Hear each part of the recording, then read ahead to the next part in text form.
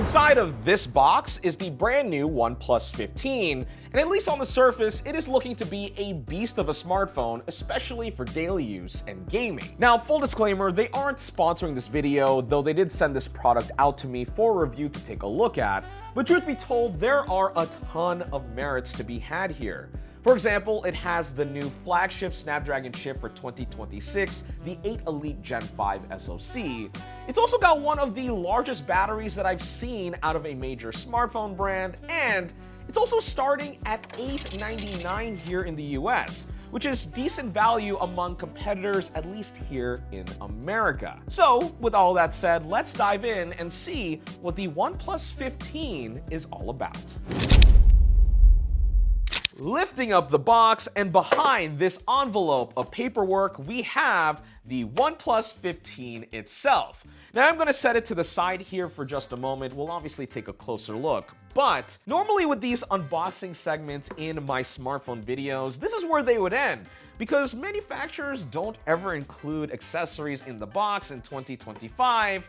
But OnePlus are the exception, and that's because of their SuperVOOC charging peripherals, namely the iconic red cable and the charging brick that is needed to go 80 watts here in the US or over 100 in Europe or Asia. And you will absolutely want to take advantage of these because the OnePlus 15 kind of has some crazy battery capacity. We are talking 7,300 milliamps, which under normal charging circumstances would take a long time to top off, but at 80 watts, it should go by pretty quick. Unwrapping the OnePlus 15, yo, that is a sick colorway.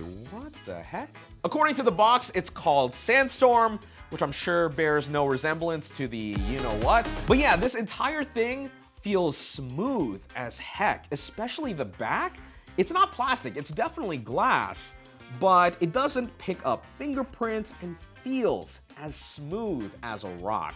I don't know how the hell they did that, but it is nice, and most importantly, doesn't look like it'll attract much fingerprints. Even though it might not look or feel like it at first glance, the side rail is composed of aluminum, which OnePlus says is the case because they electrochemically treat this at the factory to give it a sort of ceramic-like top layer, which should also give it some better drop resistance from dings and scratches, though I'm not about to test it, I'll take their word for it.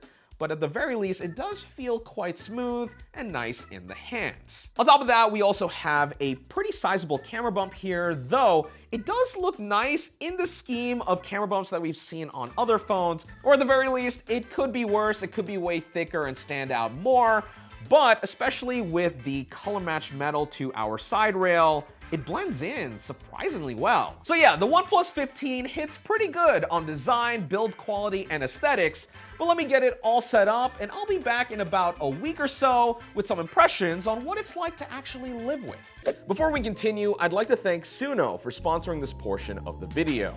Here's the thing, when I'm editing videos, especially for quick turnaround projects or YouTube shorts, finding the right background music can be frustratingly time-consuming. You're either scrolling through stock music libraries for way too long trying to find something that fits the vibe, or you're dealing with copyright claims and licensing headaches. But that is where Suno comes in. It is an AI music creation platform that helps to execute your creative vision for custom tracks. Whether you need something chill and ambient for a product showcase or high-energy beats for gaming footage, you are able to dial in exactly the vibe you're going for. Recently, I was looking for some energetic, upbeat instrumentals for a montage. So I prompted Suno with the mood and genre I had in mind, and within minutes, I had exactly what I was looking for. The cool part is you have full creative control, where you can regenerate sections, adjust the style, or even extend the tracks to match your edit length. It's a creative tool that accelerates your workflow without compromising on the vision you have for your content. Plus, as a subscriber, you have full commercial usage rights on anything you make, so no copyright strikes, no licensing fees, just custom music that fits your content perfectly. If you would like to try out Suno for yourself, scan the QR code on your screen or click on the link in the description below. And again, huge thanks to Suno for sponsoring this portion of the video.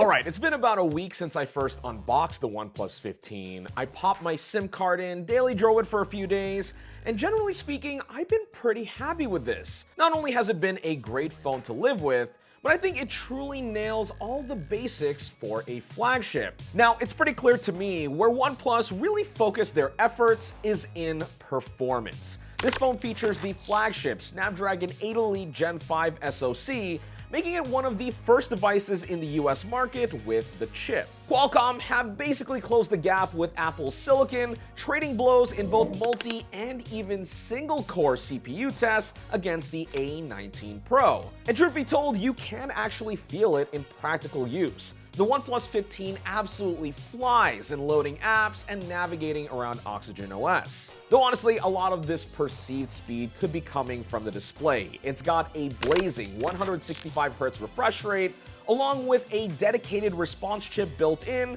that OnePlus claims samples touch inputs at 3200 Hz for even snappier feeling interactions. Compared to my actual Android Daily, the Galaxy Z Fold 7, and even my iPhone 17 Pro on an off day because iOS 26 ain't it, the difference is marginal. Now throw some gaming into the mix, and the OnePlus 15 has a lot going for it. Certainly on the performance side, at least based on synthetics, I've been seeing around a 15% advantage in graphics performance compared to the iPhone 17 Pro Max across a few 3D Mark tests. However, I think my real takeaway with using the OnePlus 15 for gaming is appreciating a lot of the creature comforts it has. Take COD Mobile for example. It's very optimized for this device, allowing for full 165 FPS gameplay to take advantage of that high refresh rate display. Visually, it looks insanely fast, but it also definitely made a noticeable difference with how snappy the inputs felt. Also, while it certainly benefits sustained performance, the cooling setup in here is genuinely impressive. We've got a massive vapor chamber along with an aerogel layer below the screen that does a lot to evenly distribute heat. Additionally, what's also really good for gaming is this 7300 mAh battery. If you're one to try to balance longer play sessions with essential everyday tasks, you likely won't need to worry about plugging in to top off in the middle of the day or evening. During one of the testing days, I started at 100% and spent the entire morning benchmarking and playing games for about 3 or 4 hours, and through that time, I lost maybe about 10 to 15% total charge. But when I checked the battery indicator and settings, it's still estimated that I was gonna get like 20 extra hours of screen on time. Now, it's hard to say how accurate that number is, but the sheer brute force approach of just cramming in a stupid amount of battery capacity on top of having fast 80-watt charging in here is truly a double whammy that increases the quality of life on this phone. OnePlus claims that it is rated for 80% health retention over 4 years of daily use, though I'm not sure exactly how they got to that number, other than, trust me bro. But if you are inclined to take their word for it, that amount of time is actually past the median threshold of when most users would upgrade their phone anyway, and for my best guess, worst case, you'd still have average flagship battery life given just how much sheer capacity this thing has should the health of it really tank. Now let's talk about the screen. We've already mentioned it a little bit in this video, but let's dive into some specifics. The OnePlus 15 has a 6.78-inch 1.5K AMOLED display. It's not the highest resolution in the world. This is actually a minor trade-off to spec that 165Hz peak refresh rate. It also tops out at 1800 nits in direct sunlight, which could be brighter compared to the iPhone and S25 series. However, at the end of the day, with 450 pixels per inch of density and these slim bezels, the OnePlus 15 display is plenty competent for what most people would want to do with it anyway, so it's totally fine. As far as the cameras go, we have a triple 50 megapixel cluster on the back with an ultra-wide, wide, and telephoto. If I'm being real, it's kind of unfortunate that OnePlus dropped their collaboration with Hasselblad, since I absolutely love the color science on last year's OnePlus 13 with its beautiful filmic look. However, with that being said, the photos on here are really good. While they aren't as optically sharp as, say, my iPhone 17 Pro Max, which I do have the most experience shooting with, the detail here is still pretty good. I've gotten some surprisingly nice results using their built-in tone mapping presets to tide me over from losing that Hasselblad stuff. It all looks very stylized. It might not have the most accurate representation of color, but it works really well, especially if you don't mind a more creative photo. As for video, OnePlus have clearly done their homework, adding things like 4K 120 and log recording, which overall yields pretty good results, but nothing earth-shattering. I still think the iPhone takes better video. For software, the OnePlus 15 is running Oxygen OS 16 on top of Android 16. For this year, they've added a suite of new AI tools for productivity and photo editing, which, if I'm being honest, I could really care less about, since they're really just gimmicks that I don't use on the day-to-day. However, the main draw with this new version of Oxygen OS is the fact that it has smoother, snappier animations that actually complement the new hardware and fast screen. One interesting change, on the side of the phone, OnePlus actually removed their iconic alert slider and replaced it with a customizable side key. By default, it's programmed to their MindSpace AI feature, which is used for organizing ideas and voice memos. But honestly, the best part is that you can actually program it for a bunch of other functions. As far as long-term support goes with the software, OnePlus is promising 4 years of major Android updates and up to 6 years of security patches. This might not be quite up to snuff with Samsung or Google's commitments of 7 years, but at least they're working their way up. To tie all of this together, here's the thing about the OnePlus 15. It's not overtly exciting at first glance.